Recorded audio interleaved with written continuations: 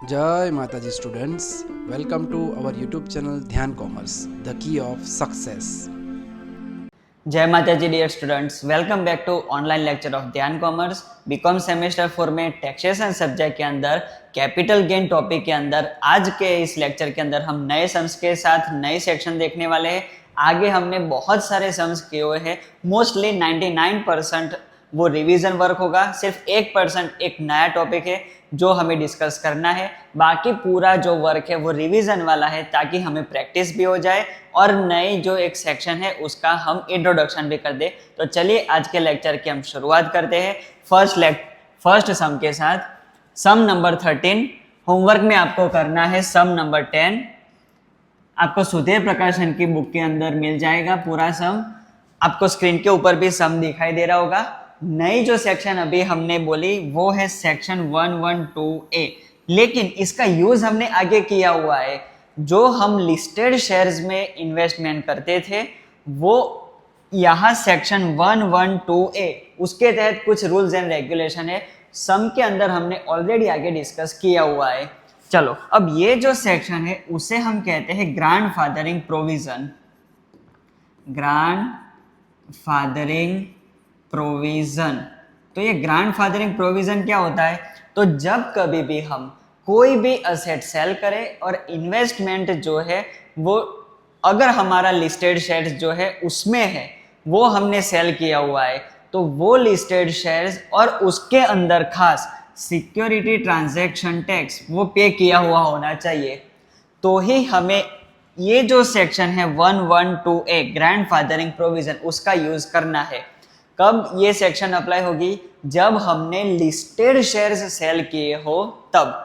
चलो सम देखते हैं। The details of listed share. देखो यहाँ पे वर्ड है listed shares. Listed shares sold by Shri Ramesh during the financial year 2023-24 are given below. चलो सबसे पहले है shares of A limited, second shares of B limited, third shares of C limited, fourth shares of D limited. हमें total 4 listed shares की detail दी है। वो चारों लिस्टेड शेयर्स हमने सेल किए हुए हैं। देखो ध्यान से फिर से एक बार, अगर सेक्शन 112A हमें अप्लाई करनी है तो कब होगी? लिस्टेड शेयर्स हो तभी, अदरवाइज नहीं होगा, और उसे हम कहते हैं ग्रैंड फादरिंग प्रोविजन। चलो हमारा स्टेटमेंट सेम रहेगा। अब इसके अंदर जो इंडेक्स अप्लाई होगा वो आगे हमने डिस्कस किया हुआ है वैसे ही होगा, जिसमें हमने स्टेप 1 स्टेप 2 देखे थे इसमें भी हम देखने वाले हैं। चलो सबसे पहले हम कैलकुलेशन करते हैं शेयर्स ऑफ ए लिमिटेड की। Table showing calculation of taxable capital gain for Shri Ramesh. Table हमारा पूरा सेम टू सेम रहेगा। Left hand side previous year, right hand side assessment year. सबसे पहले net value of shares of A limited. चलो share of A limited उसकी net cell value कितनी है? 4,50,000। वो सीधा हम यहाँ पे कॉपी करेंगे 4,50,000। चलो आगे उसकी फेयर मार्केट वैल्यू हमें दी है, उसका यूज बाद में होगा। ओरिजिनल परचेज प्राइस दी है 75,000। अब यहाँ पे कोई भी एक्स्ट्रा ट्रांसफर एक्सपेंस कुछ हमें दिया नहीं है तो सीधा उसका हमें कॉस्ट ऑफ एक्विजिशन माइनस करना है। लेकिन कैसे? तो उसमें step select lower value and step number 2 select higher value. ये जो स्टेप्स है वो आता है ग्रैंड फादरिंग प्रोविजन में। Grandfathering provision that is section 112A में। लिस्टेड शेयर्स हो उसका कॉस्ट ऑफ एक्विजिशन ऐसे फाइंड होता है। चलो पहले share A B C and D का हम पूरा कैलकुलेशन कर लेते हैं। चलो सबसे पहले वैल्यू कौन सी है? Fair market value share of A. चलो share of A fair market value कितनी है? 2,25,000। तो यहाँ पे हम कॉपी करते हैं 2,25,000। फिर क्या है? Actual sales value. Actual sale value कितनी है? अब यहाँ पे जो भी है वो यही दी है, नेट सेल प्राइस 4,50,000। 4,50,000। अब इसमें से हमें लोअर वैल्यू लेनी है। इसमें से लोअर कौन सी है? 2,25,000। तो यहाँ पे हमने लिखा 2,25,000। अब step number 2 select higher value. Higher value में वैल्यू ऑफ स्टेप नंबर 1, तो ये वैल्यू यहाँ पे कॉपी हो जाएगी 2,25,000 और ओरिजिनल कॉस्ट ऑफ एक्विजिशन मतलब उसको हम कह सकते हैं ओरिजिनल परचेज प्राइस।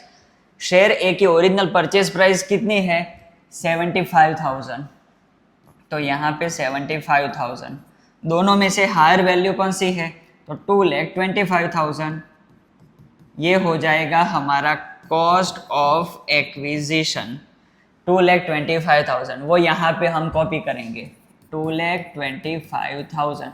कहाँ से लिखा हमने फ्रॉम नोट नंबर 1, सभी में नोट में से जो वैल्यू आएगी वो हमें यहाँ पे कॉपी करनी है, सभी में नोट नंबर 1। पूरा एक ही टेबल बना देना है क्योंकि 4 शेयर से चारों का अलग अलग बनाने जाएंगे तो बहुत सारा लेंथी हो जाएगा, एक ही टेबल में सभी का। चलो अब इसमें से माइनस करते हैं 4,50,000 माइनस 2,25,000, 2,25,000, तो आंसर आएगा 2,25,000। ऐसे ये हो गया taxable long term capital gain. Extra कुछ भी इंफॉर्मेशन नहीं है, सिर्फ ये इसका 4 शेयर का ही एक छोटा सा सम है रिवीजन के लिए। चलो अब शेयर्स ऑफ बी लिमिटेड, उसकी नेट सेल प्राइस कितनी है 1,50,000, तो यहाँ पे हम कॉपी करेंगे 1,50,000। अब कॉस्ट ऑफ एक्विजिशन उसके लिए नोट नंबर 1, चलो सबसे पहले उसमें हमें लेना है fair market value. Share of B उसकी फेयर मार्केट वैल्यू कितनी है 75,000, यहाँ पे 75,000 और actual sales value shares of B limited actual sale value 1,50,000, 1,50,000। अब दोनों में से कौन सी वैल्यू लेनी है लोअर वैल्यू, लोअर वैल्यू है 75,000, तो वो यहाँ पे रखेंगे हम। अब आगे क्या करना है step number 2 select higher value, value of step number 1, तो ये नीचे आ जाएगा 75,000 और original purchase price shares of B limited की ओरिजिनल परचेज प्राइस है 37,500, तो यहाँ पे हम लिखेंगे 37,500। दोनों में से कौन सी वैल्यू लेनी है हायर वैल्यू, हायर वैल्यू है 75,000, तो ये हो जाएगी कॉस्ट ऑफ एक्विजिशन, वो सीधा यहाँ पे कॉपी करेंगे 75,000 माइनस करेंगे तो आएगा 75,000। ये हो गया taxable long term capital gain from shares of B limited. अब वैसे ही shares of C limited original net sale price कितनी है 50,000, तो यहाँ पे हम लिखेंगे 50,000।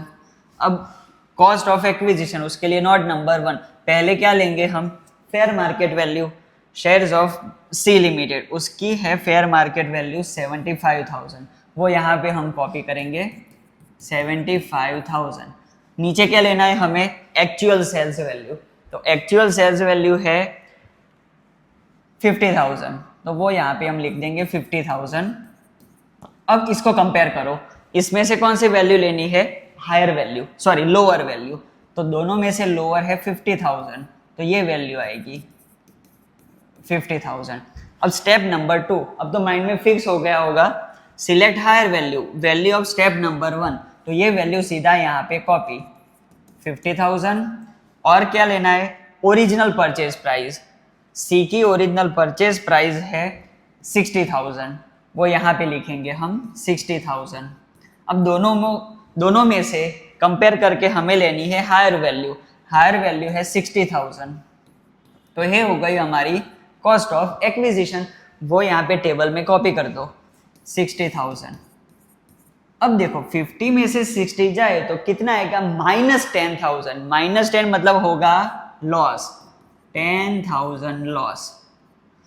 अगर हम यहाँ पे माइनस साइन करते हैं तो यहाँ पे गेन वर्ड लिखना पड़ेगा, अगर हम taxable long term capital gain लिखे तो इसको माइनस करो, लेकिन लॉस वर्ड लिखा है तो पॉजिटिव दिखाओ 10,000, क्योंकि लॉस भी लिखो माइनस भी लिखो तो वो गेन हो जाता है। तो ध्यान से अगर गेन लिखे तो माइनस और अगर पॉजिटिव लिखा तो यहाँ पे लॉस लिखना है। चलो next net cell value of shares of D limited. अब डी की सेलिंग प्राइस कितनी है 50,000, यहाँ पे हम लिखेंगे 50,000, उसमें से माइनस करना है cost of acquisition, fair market value कितनी है 80,000, तो यहाँ पे सॉरी फेयर मार्केट वैल्यू उसके लिए हमें नोट में जाना है 80,000 फेयर मार्केट वैल्यू। फिर क्या लिखना है हमें, एक्चुअल सेल वैल्यू के साथ कंपेयर करना है। एक्चुअल सेल्स वैल्यू है 50,000। अब कंपेयर करो दोनों में से लोअर वैल्यू कौन सी है, 50,000। अब step number 2, select higher value. Value of step number 1 50,000 और original purchase price, original purchase price है डी की 85,000, वो यहाँ पे लिखेंगे हम 85,000। दोनों को कंपेयर करो, हाईएस्ट वैल्यू लेनी है हमें, हायर वैल्यू कितनी है 85,000। अब ये हो गई कॉस्ट ऑफ एक्विजिशन, 85,000 यहाँ पे लिखेंगे हम। चलो 50 में से 85 माइनस करो तो ये भी माइनस में आएगा, लेकिन यहाँ पे हमने वर्ड क्या यूज किया है, लॉस, तो पॉजिटिव में लिखेंगे, माइनस करें तो 35,000 का लॉस हुआ हमें। चलो अब चारों शेयर्स के जो टैक्सेबल प्रॉफिट हमें मिले हैं उसको प्लस करें तो क्या मिलेगा, total taxable long term capital gain. पहले का है 2,25,000 प्लस दूसरे का गेन है 75,000 प्लस तीसरे का गेन है -10,000। यहां पे हमें माइनस लिखना है,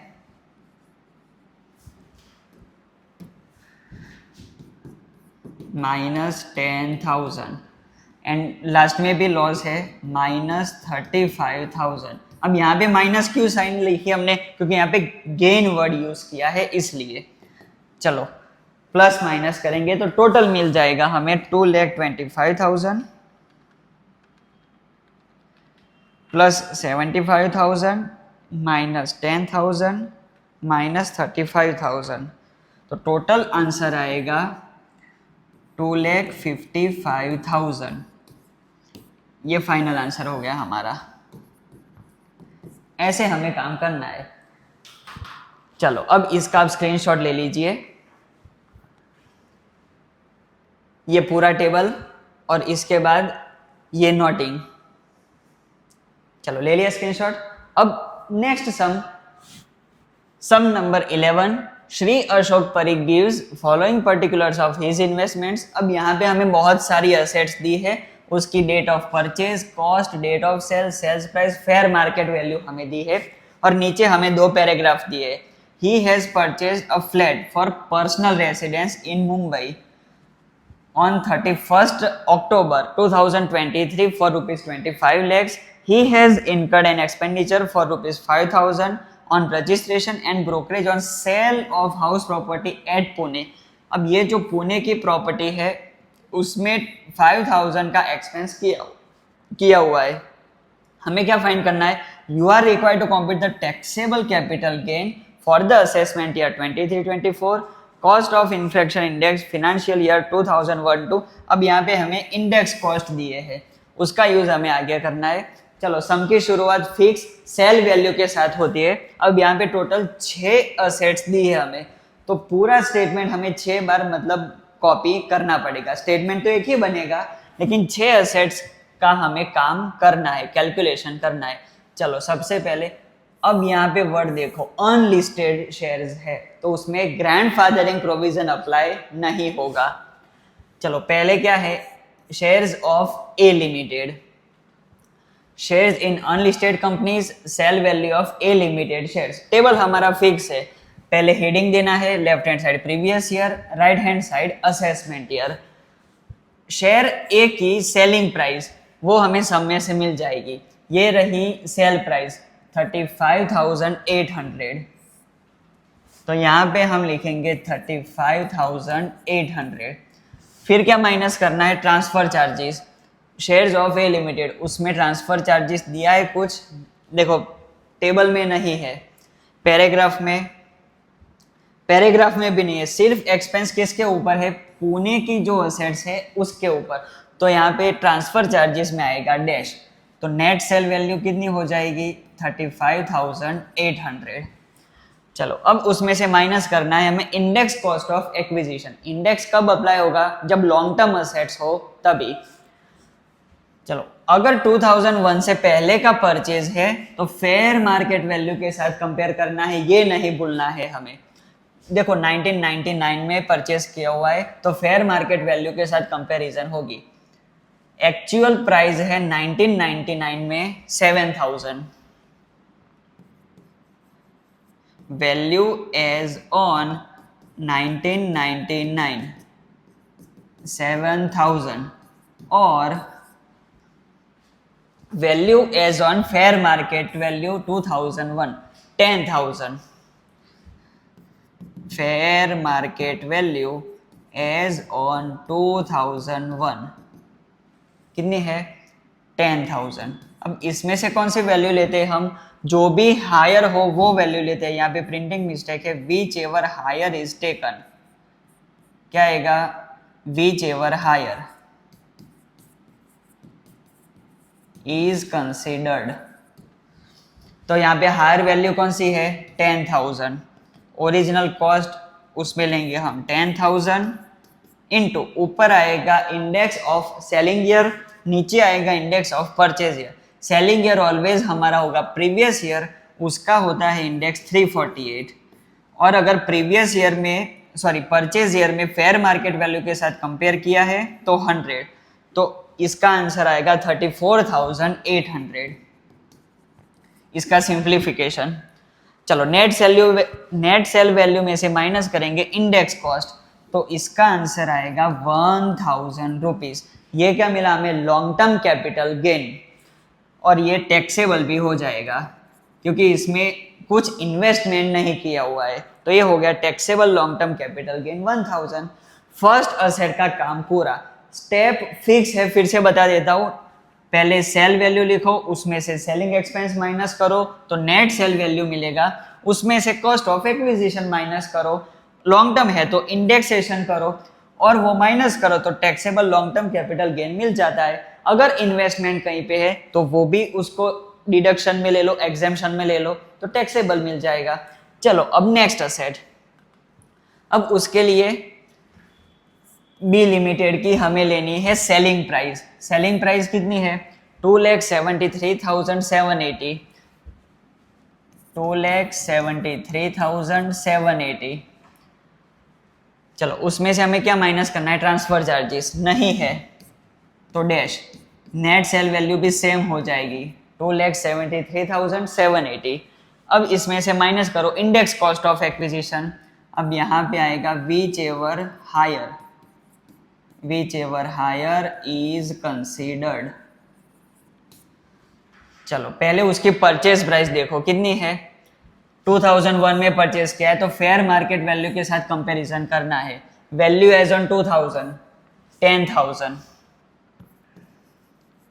value as on the year 2000 है 10,000 और fair market value as on 2001, fair market value है 62,000।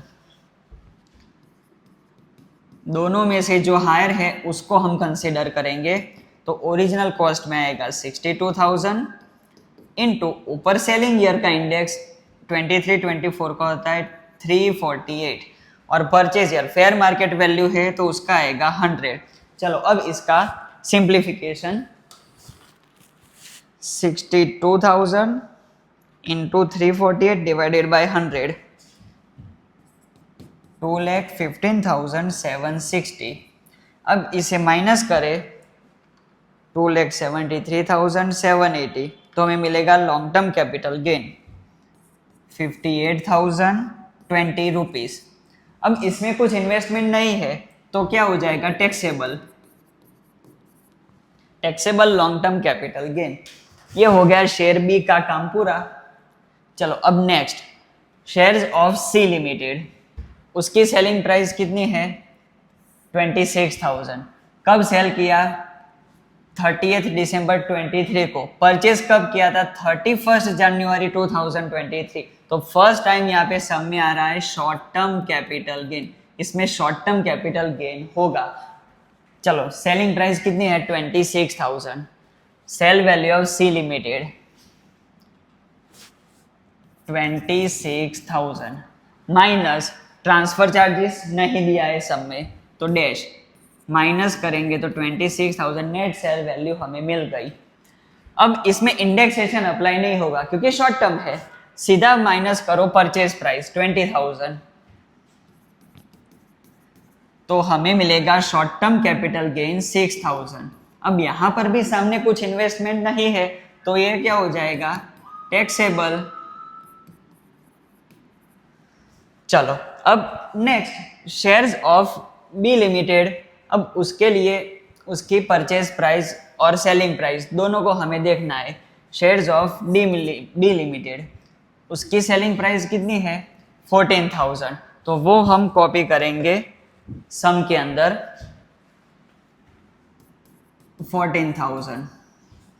चलो माइनस करेंगे ट्रांसफर चार्जेस, ट्रांसफर चार्जेस नहीं है तो क्या करेंगे हम डैश 14,000 नेट सेल वैल्यू हो गई। अब इसमें से माइनस करना है कॉस्ट ऑफ एक्विजिशन। फिर से एक बार डी लिमिटेड के शेयर्स भी हमने 23 में परचेज किए और 31 जनवरी 2024 में सेल कर दिए, तो ये भी शॉर्ट टर्म हो गया। इसमें भी आएगा शॉर्ट टर्म कैपिटल गेन, तो सीधा हमें कॉस्ट प्राइस 18,000 को माइनस करना है। चलो माइनस करो 18,000। अब यहाँ पे ध्यान से 14,000 नेट सेल वैल्यू, उसमें से माइनस करो 18,000, तो क्या होगा, लॉस होगा। अब देखो यहाँ पे गेन वर्ड यूज किया है तो हमें क्या करना होगा, -4,000 लिखना होगा। अगर लॉस वर्ड लिखा है तो सीधा 4,000, ऐसे हमें कैलकुलेशन करनी है। चलो यहाँ पे 4 शेयर्स जो थे उसका काम पूरा हो गया। अब आगे जो हाउस प्रॉपर्टी दी है उसके लिए शेयर्स का काम कंप्लीट हो गया। अब हाउस प्रॉपर्टीज, उसमें फर्स्ट है ownership flat at Marine Drive और सेल्फ ऑक्यूपाइड लिखा है, मतलब यहाँ पे जो असेसी है कौन है, यहाँ पे अशोक परीख, तो वो यहाँ पे रह रहा है। और उसकी दूसरी हाउस प्रॉपर्टी है पूना में, वो लेट आउट है, मतलब उसने रेंट पे दी हुई है, लेकिन है तो उसकी ही ओनरशिप की। चलो सबसे पहले हम लेते हैं मरीन ड्राइव वाला घर। उसकी सेलिंग प्राइस है 23,06,492। चलो सम के अंदर आंसर में हम लिखेंगे sale value of flat Marine Drive 23,06,492। अब इसमें से माइनस करेंगे सेलिंग एक्सपेंस। अब यहाँ पे सेलिंग एक्सपेंस कुछ हमें दिया नहीं है तो हो जाएगा डैश, माइनस करो तो 23,06,492, सेम नेट सेल वैल्यू आ जाएगी। अब इसमें से माइनस करना है इंडेक्स कॉस्ट ऑफ एक्विजिशन, क्योंकि ये लॉन्ग टर्म है, 2009 में परचेज किया था। अब उसके लिए उसकी परचेज प्राइस कितनी है 8,49,948, 8,49,948 इंटू ऊपर कौन सा इंडेक्स आता है, सेलिंग ईयर का, सेलिंग ईयर होगा ऑलवेज प्रीवियस ईयर 348, और नीचे कौन सा आएगा 2009 का, 2009 का हमें इंडेक्स दिया हुआ है 137, यहाँ पे डिवाइड करेंगे 137 से। चलो इसका सिंप्लीफिकेशन 8,49,948 इंटू 348 डिवाइडेड बाई 137, तो आंसर में हमें मिलेगा 21,58,992। अब इसे माइनस करेंगे, -23,06,492, तो आंसर आएगा 1,47,500। ये हो गया लॉन्ग टर्म कैपिटल गेन। अब देखो यहाँ पे सम में क्या दिया हुआ है, he has purchase a flat for his personal residence. अब यहाँ पे जो वो रह रहा था वो सेल किया और दूसरा उसने अपने रहने के लिए घर खरीदा है मुंबई में फॉर ₹25 lakhs। 25 lakhs का उसने इन्वेस्टमेंट कर दिया है। तो याद करो section 54 house property sold and investment in house property, तो हमें उसका बेनिफिट यहाँ पे मिलने वाला है अंडर सेक्शन 54 में house property sold and invest in house property. उसके लिए हम क्या करते थे, लॉन्ग टर्म कैपिटल गेन की जो वैल्यू हो 1,47,500 और जो हमने इन्वेस्टमेंट किया है उसकी value value of new house उसके साथ कंपेयर करते थे। नया घर कितने का है? 25 लैक्स। 25 लैक्स, ये दोनों में से जो लोअर वैल्यू हो वो हम लेते थे डिडक्शन में, तो ये है lower value. Which ever lower is considered. 1,47,500, मतलब जितना हमें गेन हुआ है उससे ज्यादा इन्वेस्टमेंट है तो पूरा गेन हो जाएगा एग्जम्प्टेड। तो यहाँ पे taxable long term capital gain हो जाएगा नील। ऐसे चलो, एक असेट का काम पूरा हुआ हाउस प्रॉपर्टी का। अब दूसरी हाउस प्रॉपर्टी कौन सी है? House property eight Poona. चलो, उसकी सेलिंग प्राइस कितनी है? 4,51,120। 4,51,120 सेलिंग वैल्यू से हमें स्टार्ट करना है। अब माइनस उसमें एक्सपेंसेस दिया हुआ है ब्रोकरेज, तो यहाँ पे ट्रांसफर एक्सपेंस आएगा 5,000।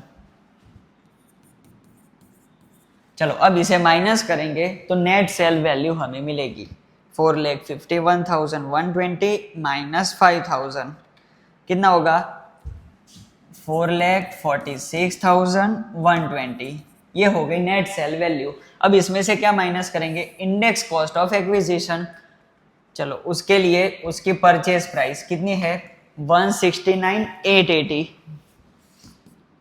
169,880 इंटू ऊपर कौन सा आएगा इंडेक्स? सेलिंग ईयर का। Selling year always previous year, उसका इंडेक्स 348। और परचेज कब किया था हमने? 2008 में। 2008 का इंडेक्स कितना है? 137, तो नीचे आएगा 137। अब इसका सिंप्लीफिकेशन, 1,69,880 इंटू 348 डिवाइडेड बाय 137, 4,31,520।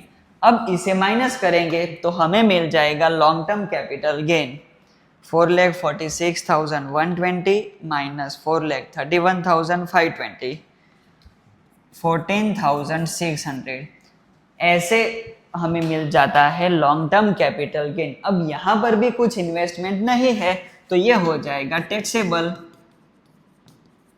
ऐसे ये हो गया फाइनल आंसर। अब देखो, यहाँ पे हमें जितने भी कैपिटल गेन्स हुए हैं या शॉर्ट टर्म हुए हैं वो सभी का टोटल करना है। बाद में हमें मिलेगा total taxable long term capital gain, total taxable short term capital gain. अब इसके लिए हमें पहले से पूरे आंसर्स को देखना होगा। लॉन्ग टर्म कैपिटल गेन्स में कितने हैं? सबसे पहले स्टार्ट करो ए लिमिटेड शेयर्स से। अब इसमें taxable long term capital gain कितना था? 1,000। फिर बी में कितना था? 58,020। तो यहाँ पे हम लिखेंगे 1,000 प्लस 58,020। फिर सी लिमिटेड, उसमें शॉर्ट टर्म था, डी लिमिटेड उसमें शॉर्ट टर्म लॉस था, तो शॉर्ट टर्म में 6,000 माइनस 4,000। शॉर्ट टर्म में 6,000 माइनस 4,000। शॉर्ट टर्म में सिर्फ ये दो थे तो इसका हम फाइनल आंसर कैलकुलेट कर सकते हैं, तो उसमें आएगा 2,000 रुपीज। अब लॉन्ग टर्म के लिए हमारी सेल वैल्यू ऑफ जो हमारी हाउस प्रॉपर्टी थी मरीन ड्राइव वाली, उसमें था टैक्सेबल नील, मतलब ये तो आएगा नहीं। और जो दूसरा हाउस प्रॉपर्टी है हमारे पुणे वाला घर का, उसका है 14,600 प्लस 14,600। तो इसका हमें टोटल करना है 1,000 प्लस 58,020 प्लस 14,600। इसका आंसर आएगा 73,620। ऐसे अब मिला हमें final answer long term and short term capital gain और लॉसेस। ऐसे सम्स यूनिवर्सिटी में पूछे जाते हैं लेकिन इतना भी लेंदी नहीं आएगा। मैक्सिमम 4 या 5 असेट्स का सम पूछा जाता है। चलो, अब आप नोट डाउन करने के लिए स्क्रीनशॉट ले लो। सबसे पहले अनलिस्टेड शेयर्स में ए लिमिटेड के शेयर्स। चलो, इसके बाद बी लिमिटेड का स्क्रीनशॉट ले लो। नेक्स्ट सी और डी। चलो अब नेक्स्ट सम नंबर 15, होमवर्क में आपको करना है सम नंबर 12। सम यहाँ पे एसएससी दिया है, Shri Tarak Mehta has provided the following details for previous year 23-24। अब तारक मेहता की हमें असेट्स का पूरा लिस्ट दिया हुआ है, उसमें से हमें फाइंड करना है taxable long term capital gain होता है या शॉर्ट टर्म कैपिटल गेन, वो फाइंड करना है हमें। चलो सबसे पहले हम स्टार्ट करेंगे रेसिडेंशियल हाउस के साथ। हमारा रेसिडेंशियल हाउस है, उसकी सेलिंग प्राइस देखो 1,33,65,000 है, तो वहां से हम शुरुआत करेंगे। चलो स्टेटमेंट हमारा फिक्स है, table showing calculation of taxable capital gain, फिर असेसी का नाम, left hand side previous year और right hand side assessment year. चलो रेसिडेंशियल हाउस, उसकी सेलिंग प्राइस 1,33,65,000, उसमें से हमें माइनस करना है ट्रांसफर एक्सपेंस।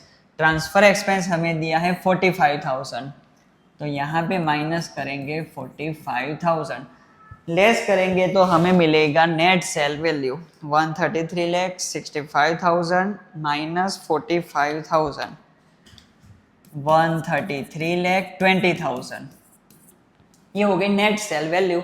अब इसमें से क्या माइनस करेंगे, index cost of acquisition. Purchase हमने कब किया था 95 में, तो फेयर मार्केट वैल्यू के साथ कंपैरिजन करना है। ओरिजिनल परचेज प्राइस है 3 लाख,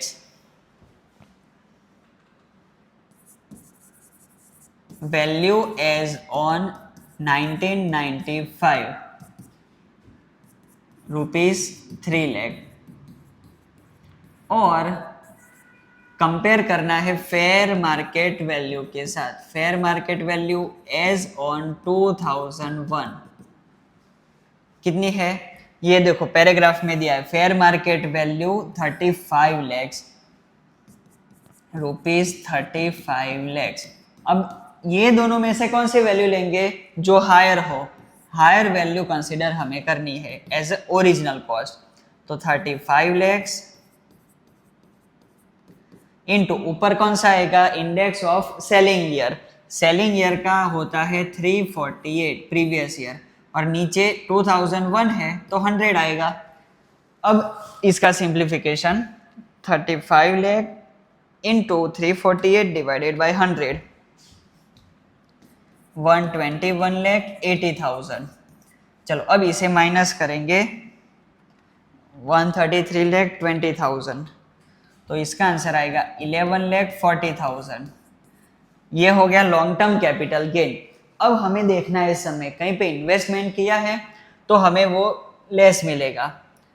देखो यहाँ पे रेसिडेंशियल हाउस दिया है और सेलिंग नहीं है, परचेज किया है 24 में, मतलब हमने इन्वेस्टमेंट किया हुआ है। अब याद करो पुराना लेक्चर हमारा, जब हम अपना हाउस प्रॉपर्टी सेल करते हैं और इन्वेस्टमेंट भी हाउस प्रॉपर्टी में करते तो कौन सी सेक्शन अप्लाई होती है, 54। तो यहाँ पर भी हमें एग्जेम्पशन मिलेगा under section 54, HP sold and invest in HP. ये हमने एक लाइन याद रखने के लिए बनाई है। अब यहाँ पे हमें कंपैरिजन करना है, लॉन्ग टर्म कैपिटल गेन कितना हुआ हमारा 11,40,000, और हमारा एक्चुअल इन्वेस्टमेंट कितना है, value of new house property. Actual हमने इन्वेस्टमेंट कितना किया है 9 लाख रुपीस, 9 लाख। तो ये दोनों में से जो लोअर वैल्यू हो उसे हम कंसिडर करते हैं एग्जम्पशन में, 9 लाख रुपीस। अब सिंपल सी बात है, 11,40,000 का प्रॉफिट होता है और 9 लाख का हम इन्वेस्टमेंट कर देते, तो बाकी जो अमाउंट बची वो टैक्सेबल हो जाएगी। 11,40,000 माइनस 9 लाख, तो 2,40,000 जो वैल्यू आएगी वो हो जाएगा taxable long term capital gain. ऐसे हमें पूरा सम करना है, ये आगे भी हमने किया हुआ है, रिवीजन हो गया। चलो अब next asset, listed equity shares. अब लिस्टेड इक्विटी शेयर्स हो और सिक्योरिटी ट्रांजैक्शन टैक्स पे किया हो तो याद करो section 112A grandfathering provision, listed shares हो तब। तो इसमें हमें इंडेक्सेशन कैसे अप्लाई करना है, step number 1 and step number 2 के साथ।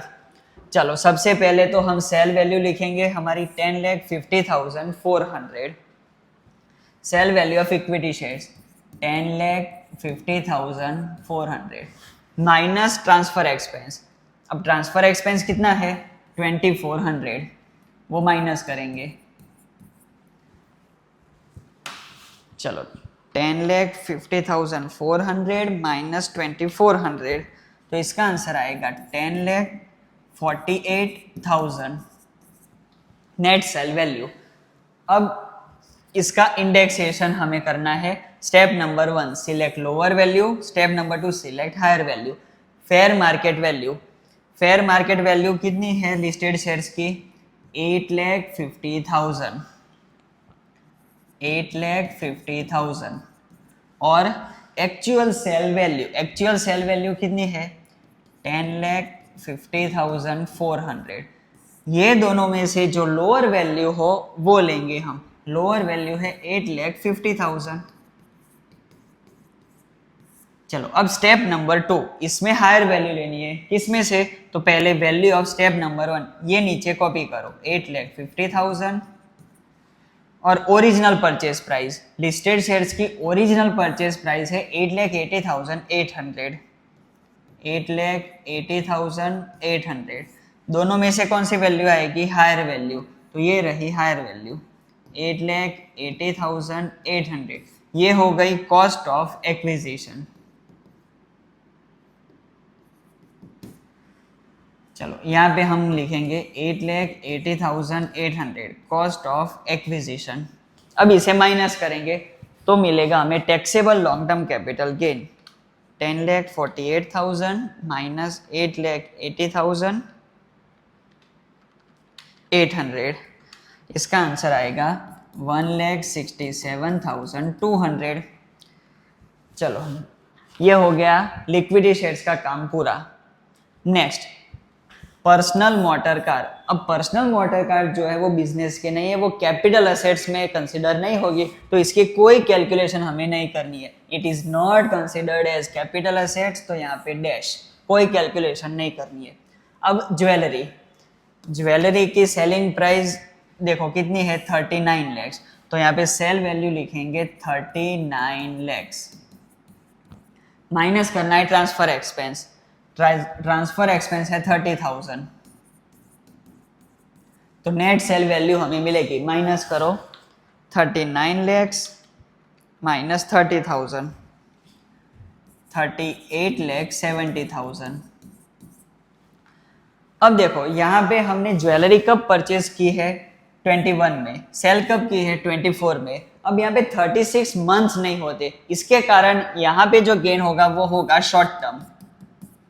तो सीधा हमें लेना है purchase price as cost of acquisition 31 lakh, सीधा माइनस करो 31 लैक्स, और जो हमें मिलेगा प्रॉफिट वो हो जाएगा short term capital gain 38,70,000 minus 31 lakhs 7,70,000 ऐसे।